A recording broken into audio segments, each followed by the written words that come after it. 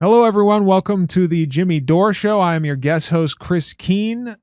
Starbucks workers are on strike. Breaking. Starbucks workers have launched a massive nationwide strike. Baristas in 40 cities have walked off the job on the busiest day of Starbucks year. Jesus.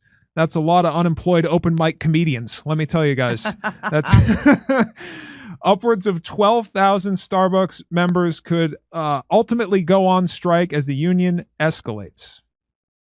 Starbucks union baristas walk out on Red Cup Day and push for contracts talks. All right. More than 1,000 Starbucks unionized baristas in over 40 U.S. cities launched an indefinite strike on Thursday, intensifying their push for a collective bargaining agreement over increasing pay and staffing levels. Ray Shao is a supervisor at this downtown Manhattan location. What we're asking for is pretty simple and basic. We want enough hours to meet the benefits. We want enough staffing in our stores so we're not overworked, and we want to be paid enough to live in this city. The walkout coincides with Red Cup Day, a busy sales event that typically drives higher customer visits. The union warned the strike. I'm sorry, I'm with these people, but this is like one of the funniest protests I've ever seen. There's only like 3 people there. It looks like a comedy sketch of a protest. Could become the largest and longest in the history of Starbucks. So far, there has been minimal impact, with less than 1% of stores like seeing SNL any sketch. disruption. That's according to Starbucks, which told Reuters the union represents roughly 9,500 workers, or 4% of its cafe work. It looks like ChatGPT made these signs, too. I remember when we used to draw the signs ourselves. You know what? I would say, though, if I saw that sign, no contract nor Starbucks, I wouldn't cross it. I wouldn't cross that picket. I wouldn't at all. You know, it's about your fellow workers. So it's like, if you see that picket sign and they don't have a contract, why are you, as if you can't get coffee anywhere else? Well, you can't get egg white bites anywhere else, though, Steph. Right, so. Corrected. Thank Sorry. April, the union voted to reject a Starbucks proposal that guaranteed annual raises of at least 2%. Saying it did not offer changes to economic benefits such as health care or an immediate pay hike. And meanwhile, our CEO is making $96 million, and for only 4 months of work. And meanwhile, our CEO is riding in a private jet, and I'm barely able to afford the MTA fare to go to work. The union has filed more than 1,000 charges to the National Labor Relations Board for alleged unfair labor practices. Starbucks has said it pays an average wage of $19 an hour and offers employees who work at least 20 hours a week benefits, including health care, parental leave, and tuition for online classes at Arizona State University. The union has said starting wages are $15.25 per hour in about 33 states, and the average barista gets less than 20 hours per week. $15 an hour. Who can survive on $15 an hour, even working full time, let alone 20 hours a week? I don't. Certainly not in LA, you couldn't do that. Both sides have blamed the other for stalling the talks and say they are ready to return to the bargaining table. All right. So the strike comes as CEO Brian Nichols shuts hundreds of underperforming stores, including the unionized flagship Seattle location, and focuses on improving service times and in-store experience to revive demand in the U.S. Talks between the union and the company ended in December after stretching for about 8 months last year, following which the workers went on strike during the key holiday period. Nichols had said in September last year when he took over as CEO that he was committed to dialogue. Guess not. However, Lynn Fox, the union's international president, said on a call with journalists that things changed once Nichols took office. Shocker. A year into Nichols' tenure, negotiations have gone backwards after months of steady progress and good faith negotiations, Fox said. This is not the first time that the union is going on a strike on Red Cup Day, when Starbucks hands out reusable red holiday-themed cups to customers for free on coffee purchases. In 2022, workers at about 100 stores went on a one-day strike on Red Cup Day in protest against firings and store closures that they said were illegal retaliation by Starbucks against them. Workers at hundreds of stores also walked off their jobs on Red Cup Day in 2023, demanding improved staffing and schedules for the promotional event, which they said was one of the most infamously hard understaffed days. Here we have a tweet from the union. As of today, Starbucks workers across the country are officially on strike, and we're prepared for this to become the biggest and longest ULP strike in Starbucks history. Say no contract, no coffee with us. Don't buy Starbucks for the duration of our open-ended ULP strike. All right, we have another Zoran here. Look at this. All right, Zoran. Zoran says, Starbucks workers across the country are on an unfair labor practices strike, fighting for a fair contract. While workers are on strike, I won't be buying any Starbucks, and I'm asking you to join us. Together we can send a powerful message: no contract, no coffee. Starbucks CEO Brian Niccol raked in over $95 million last year. There you go, right there. Yeah, it's not enough. I know some baristas that made that. No? You're not making $95 million down at Starbucks 20 hours a week? Come on. You have to work hard. Pull yourself up by your bootstraps.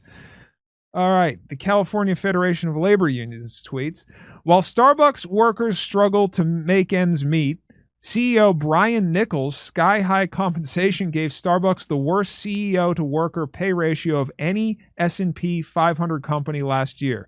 He made 6,666 times the workers' median pay in 2024, nearly $98 million in annualized total compensation. I wouldn't even know what to do with $98 million. That is compared to a typical Starbucks barista who made less than $15,000. Wow. So many baristas rely on SNAP and Medicaid. Why does a multi-billion-dollar company have employees subsidized by the government? Ask Starbucks workers. It's crazy. Starbucks baristas launched the largest unfair labor practice strike in the company's history this morning. More than 1,000 workers in 40 cities picketed outside their stores, protesting Starbucks' refusal to return to the bargaining table with real proposals. The union says it's prepared to escalate if the company doesn't respond. Every Starbucks barista is suffering right now. Yeah. All of the policies that have rolled out under Brian Niccol have only made workers' jobs harder, and they've not improved the environments in these stores. They have not improved the customer experience at all, which is why we've actually only seen our organizing increase under the reign of Brian Niccol. We've organized over 160 stores, I think, just since he stepped into that role. So non-union or union, workers are recognizing that this company is not willing to step up and take care of them. They are willing to invest millions upon millions of dollars in other places, like $96 million pay package that Brian Niccol got for just the first 4 months of his employment with the company. They spent $81 million on a 4-day managers conference in Vegas this past June. So we know the company has money. They are obviously not hurting for money, but unfortunately, they're not investing in their hourly workforce, the people who bring in that revenue, the people who create those relationships with the customers that get them to come back into these stores and spend money every single day. They're not putting the money in the right place. And the unionized workers are fighting very hard to improve this business. Like, we want the company to be successful. We want the company to succeed. It would be counterproductive for us to not want that. And we've presented a lot of options to the company to help fix these issues. Wouldn't it be nice to walk into a Starbucks for your peppermint mocha this holiday season and not have to wait 40 minutes, not have to see 2 or 3 baristas running around doing the job of 5 or 6 people because they simply have not allotted enough labor to cover the business that store is doing? It's wild to me when we see, or I hear. I've worked jobs like that. I've worked at a bar and a kitchen and that's understaffed because the company doesn't want to hire more people. It's a total nightmare, and you don't get compensated properly for it most of the time, especially working for these large corporations. Managers say something like, "Oh, well, people just don't want to work." There are baristas who are dying for hours, who are begging to be scheduled so that they can pay their bills, so that they can qualify for these amazing benefits the company says they offer. And they're just simply not being scheduled. So this is not a matter of not having enough workers. It's a matter of not scheduling these workers enough to cover the needs of the business and to make sure that they have the ability to qualify for benefits and pay their bills. So many Starbucks baristas depend on SNAP and Medicaid. Why does a multi-billion-dollar corporation have employees that are subsidized by the government? That just doesn't compute, right? Great point. And so we're done waiting around. Baristas are tired. This will get bigger. It will be the biggest and longest strike in company history if the company doesn't return to meet the demands. The baristas are out of work, guys. Hair dye sales going way down. Let me tell you, they're not going to have any money to buy that. Did you know in the spring, Starbucks brought in new CEO Brian Niccol with promises of brewing something new and bringing back customers to the coffee giant? Has it worked? According to customers, long waits persist, service is sluggish, and drinks aren't ready on time. Starbucks' turnaround plan isn't turning much around. It's making Brian Niccol a lot of money. I think that's what it's turning around. Customers report long lines, slow service, and they're visiting less often. In 2024, Starbucks hired turnaround expert Brian Niccol as the new CEO.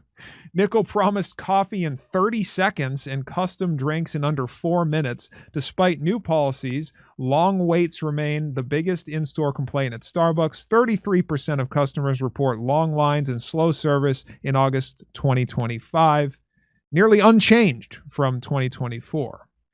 54% of customers say they'd be more likely to go to Starbucks if the stores added staff. So it would only help the business to add workers or to give these people more hours. So you're just hurting your own business, I guess, so Brian Niccol can make more money? Is that the idea here? 86% of frequent customers say wait times have gotten worse or stayed the same in 2025. And here we go. The average CEO is paid 351 times as much as a typical worker in their industry. 351 times. Now, we talked about recently on the show that is up from 1980. It was 40 times. A CEO would make 40 times what a worker made in 1980. Now it's 351 times what a worker makes. I don't see how this is sustainable for our country or for business in general. CEOs make 632 times their average worker. And look at Starbucks here up at the top, way above all these other giant companies. So that is and it's crazy. You have stuff like this, and then people go, why are people voting for Zoran Mamdani? Why are they voting for Donald Trump? Why would they vote for these people? Depending on what side you're on, you're going to question, why would they vote for that person? This is why. This is why right here. This is why people want change and are looking outside of establishment politicians. They can't afford to live in this country anymore. We can't afford our bills. The jobs are disappearing. That's why people vote for Zoran or Donald Trump, depending on your political point of view. So, yeah, don't be surprised when people want change when this is going on. Let us know in the comments what you think. Over to Steph. All right. Chris Key, nice work today, buddy. I think we hit 10, correct? Yep. We hit 10, mister. You did great. All right, ladies and gentlemen, I'm just going to finish up today. You can do big screen camera 4 while the crew makes their way out. Big Sunny and Company says Jimmy Dore equals comedy rock star. Big Sunny and Company, you're great. Thank you very much. If Star Pukes was gone tomorrow, I'd never even know. And that's from Biff Littleton. And the coffee still is trash. When we travel, every so often we'll grab a Starbucks and it just tastes like dark, hot water. There's no coffee flavor to it. And that's not that good. All right, let's see here. Stand by. Carl says, don't drink coffee. It's not good for you anyway. Come on. Nisha, is coffee not good for me? What do you know? I'm sure it has health benefits. Thank you. Especially when I add heavy cream. Woo woo! It's fantastic. All right, let's see here. Soylent Green Preemptor says, all right, let me finish this up. All right. You can make your way out because that's why I have camera 4 set. All right, you can come back to Steph. Lawyer In says, I know that Jimmy is considering talking to Nick Fuentes. I would support it if for no other reason than to normalize the concept that everybody can be interviewed regardless of who. Exactly. Right. And let's see the names that you all come up with. How about this person? I'm like, okay. All right. Let's see. I believe, yes. All right. Next we have just a couple here. Oh, I read that one too. Okay. Meanwhile, BB and company are murdering at breakneck speed an entire population. Yes. He sounds, I think Thessalonians, you were saying that Shapiro sounds like a purple-haired college lib. Funny. All right, there was another one here I was trying to grab before we go off. Come on. Sometimes, let's see if I go up top. Maybe I can find it. All right, let's see here. I got that one. I don't buy. History will repeat itself because we have been fed false history. You have to dig deep for the truth. These people have been expelled for the division for 5,000 years, according to their own rules. You're right about that. Yep. All right, ladies and gentlemen, that's it for us this week. I hope you had a good week. And, check out our tour dates. Maybe we're going to see you in Australia. Oh, and by the way, if you're bought a ticket for the show in Australia, maybe you want to go online, buy a t-shirt, bring it, and Jimmy can sign it for you. If you're in the VIPs and meet and greet, maybe you want to do that. It's just a thought, because we're not bringing merch to Australia. That's too much of a headache. Oh my gosh, when you go to another country, there's a bunch of different paperwork that you have to fill out. Not as easy, that's just not little challenges here and there. All right, ladies and gentlemen, resist much, obey little. Now go do something nice for somebody. Bye.